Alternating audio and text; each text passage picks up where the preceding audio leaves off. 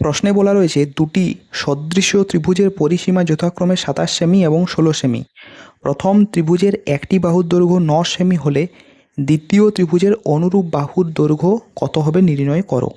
দেখো, এখানে একটু থিওরি জানার প্রয়োজন রয়েছে। আমরা যদি ধরো দুটো ত্রিভুজ আছে, তারা হচ্ছে পরস্পর সদৃশ্য, এ বি সি, এবং একটি ত্রিভুজ ধরে নাও এখানে রয়েছে ডি ই এফ।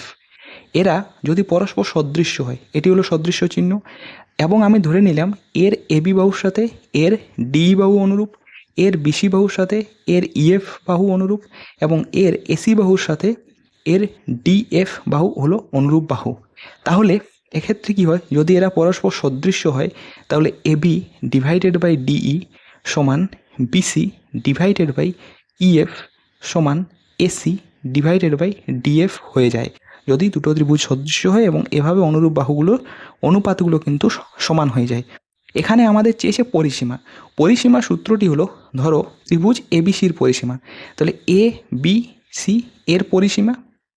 এর পরিসীমা ডিভাইডেড বাই সদৃশ্য যদি হয়ে যায় তাহলে এর পরিসীমার যে অনুপাত, এখানে ত্রিভুজ ডিইএফ, ডি ই এবং এফ, এই ত্রিভুজ ডিইএফ এর পরিসীমা, এগুলি কি হয় না অনুরূপ বাহুর অনুপাতের সাথে সমান হয়।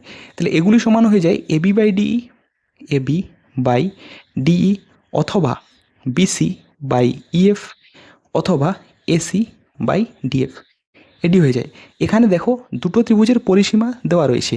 প্রথম ত্রিভুজের পরিসীমা কত দেওয়া রয়েছে? প্রথম ত্রিভুজের পরিসীমা দেওয়া রয়েছে এখানে 27 সেমি, তাহলে আমি বসিয়ে নিচ্ছি এবিসি যে পরিসীমা 27 সেমি। ডিইএফ এর পরিসীমা কী দেওয়া রয়েছে? 16 সেমি। 16 সেমি বলা রয়েছে দ্বিতীয় বাহুর পরিসীমা। আবার দেখো বলা রয়েছে যে প্রথম ত্রিভুজের যে অনুরূপ বাহু বা প্রথম ত্রিভুজের যে বাহু সেটি দেওয়া রয়েছে 9 সেমি। বলা রয়েছে দ্বিতীয় ত্রিভুজের অনুরূপ বাহুর কত দৈর্ঘ্য হবে। আমি ধরে নিলাম এক্স, তাহলে এখান থেকে এক্সের মান বার করবো। তাহলে এক্স সমান হয়ে যায় 9 গুণিত 16 ডিভাইডেড বাই 27, তাহলে 9 3 27, তো 16 ডিভাইডেড বাই 3, বা এটা হয়ে যায় 5 পূর্ণ 1/3 সেমি। এটা হয়ে গেলো আমাদের অ্যান্সার।